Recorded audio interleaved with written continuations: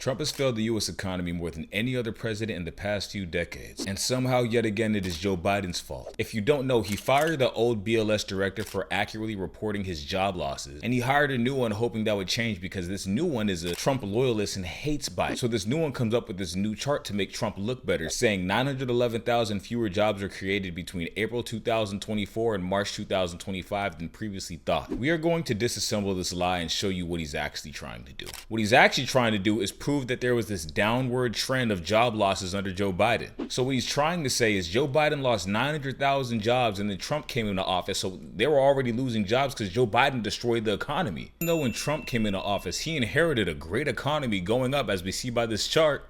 We see the economy remains good, and then Trump's tariffs finally kick in and everything drops. We lose 300,000 jobs to Doge in 1 month, firing federal employees. And now there's more unemployed people than there are jobs available. This comes after the mass deportation rates Trump's been running, because as you'll see in a second, this guy right here, Treasury Secretary Scott Bessent, claimed not only did Biden lose 900,000 jobs, he actually lost 1.5 million and gave illegals the rest of the jobs. But if that's true, how are there currently less jobs than there are unemployed people? You mean the farm work Americans didn't want to do and still won't do? The ones the farmers are saying Americans won't take the jobs, they don't want to work for $6 an hour, they can't handle the tough weather conditions and they give up? Those Americans? What happened to those South Africans claiming they were receiving racism and they were brought to the US to work on the farm? I haven't seen any of them working on the farm. I haven't even heard of them. Are they okay? I also find it funny how we hated all immigrants except for the white South Africans. We welcomed them home. They're not even from this country. Here's a video Scott Bessent with his explanation of Biden's job losses. Secretary, you know, the economy did add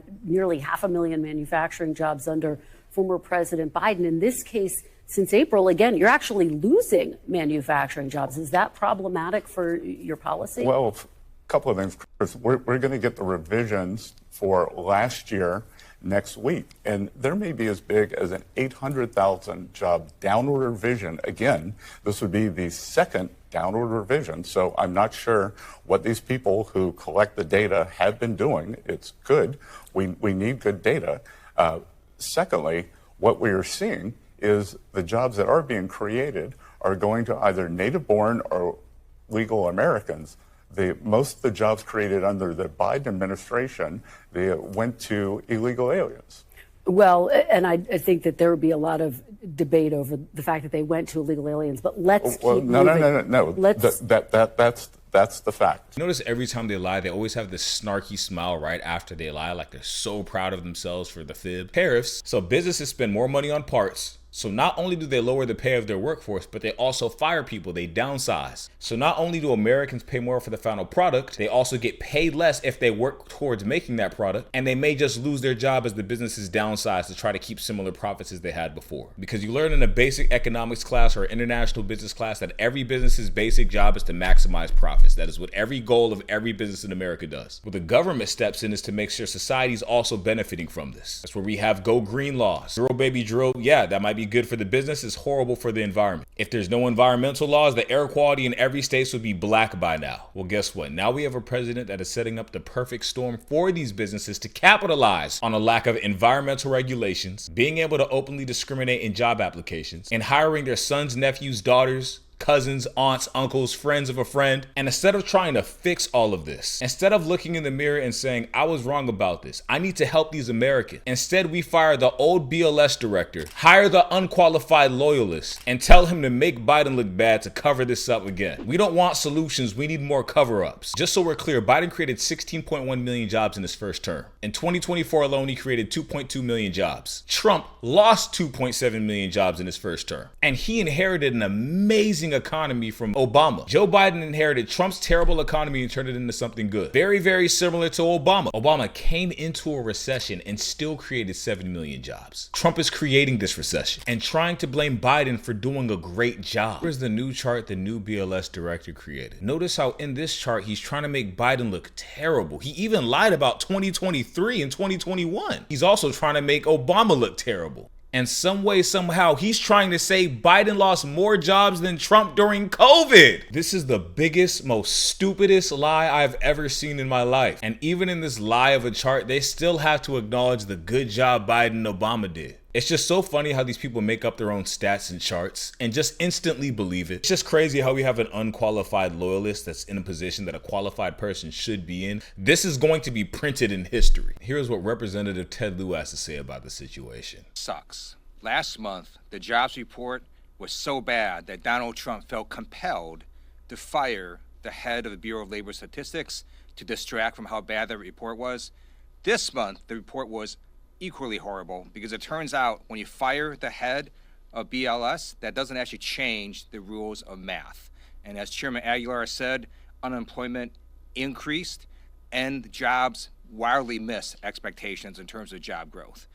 You then have inflation continuing to rise, and you had core CPI last month being quite high, and then certain categories within the economy even exceeding inflation, such as electricity prices. And then you add to that what we learned this week, that the New York Fed survey of worker confidence in getting a new job was the lowest ever in the history of its survey.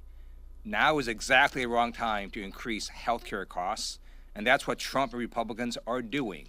Their big, ugly bill not only slashes Medicaid and is going to throw off 15 million people off healthcare, it also, the way it's written, is going to cause $500 billion in Medicare cuts. And then in addition, ACA premiums are going to rise. And then everyone's employer-based premiums are also going to rise because of the massive cuts to healthcare across the board. So we're urging Trump and Republicans to reverse course, to focus on reducing prices, and to reverse the devastating healthcare cuts that they put in. Unfortunately, reversing any of this means admitting that they were wrong, so that's not going to happen. I'm sorry, grandfather who needs insulin who can no longer afford it. Oh, little Timmy has internal bleeding. Can you suck it up, little Timmy? Either you survive or we go to the hospital and we become homeless. But if you ask Trump, he'll tell you that the economy's doing great. There's no inflation. Jobs are increasing. He just made an announcement today that once again, inflation's dead. Here's some in a video saying it from July 30th. It almost feels like an unforced error. You know, if you think inflation I've already taken care of, prices are way down for everything, groceries, everything. And this is the consequence of hiring a liar. Now all the stats, charts, and data we are going to receive from now on will also be lies.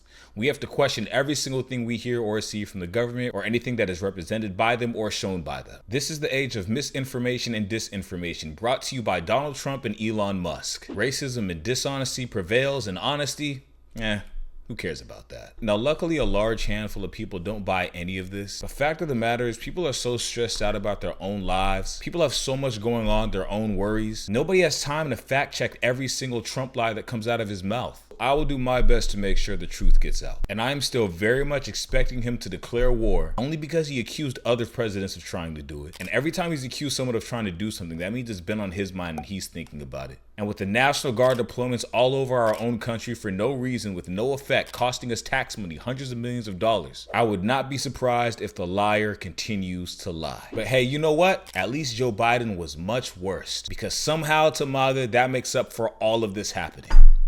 Thank you very much for watching this video. I hope you liked it. Hope to see you next time. Have a good one. Please make sure to leave a like, comment, and subscribe.